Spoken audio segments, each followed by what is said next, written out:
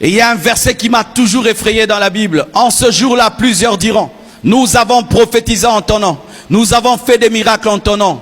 Et je leur dirai, je ne vous ai jamais connu serviteur d'iniquité. Ça, c'est le verset qui m'effraie. C'est-à-dire que tous ces miracles qu'on a fait là hier, et tout, je peux aller en enfer malgré ça. On peut aller en enfer malgré cette foule. On peut aller en enfer malgré la foule qui avait hier. On peut aller en enfer. Homme de Dieu, après avoir fait des méga church, fait marcher des paralytiques, fait voir des aveugles, il faudrait que toi-même tu ailles au ciel. Parce que les fidèles à qui tu prêches la parole prennent au sérieux ce que tu dis, pratiquent ce que tu dis, ils vont mourir, ils vont au ciel. Mais toi-même, le pasteur, on te cherche, on ne te trouve pas. Où est Pasteur Boni? Où est Pasteur Boni? Pasteur Boni n'est pas là, il est en enfer. Pourquoi? Il disait des bonnes choses, lui-même ne les pratiquait pas. Que cela ne t'arrive pas. Que cela ne t'arrive pas.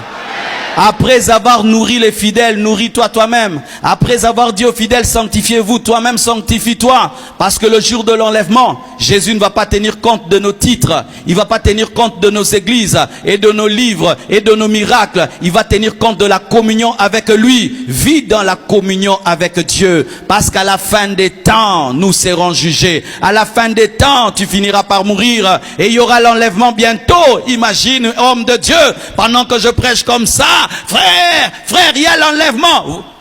La moitié de l'église est enlevée, moi je reste. Avec le micro. Qu'est-ce que vous allez me faire? Vous allez me taper.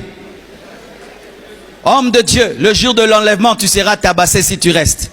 On va dire avec tous les bruits que tu faisais, les affiches et tout, tu nous dérangeais matin, midi, soir. Oh l'enlèvement, toi-même tu es resté. Ils vont te taper dans la tribulation comme pas possible.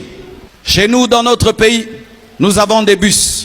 Et quand le bus se remplit, il y a quelqu'un qui fait entrer les autres dans le bus. Et quand il y a trop de gens, il sort du bus. Il vous laisse dans le bus et lui, il est dehors comme ça.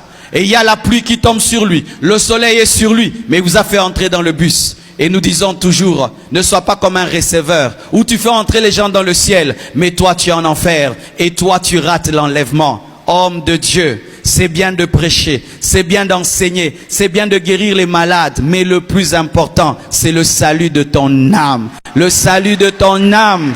Et je t'assure, lorsque tu as cette motivation, tu ne seras pas un faux pasteur.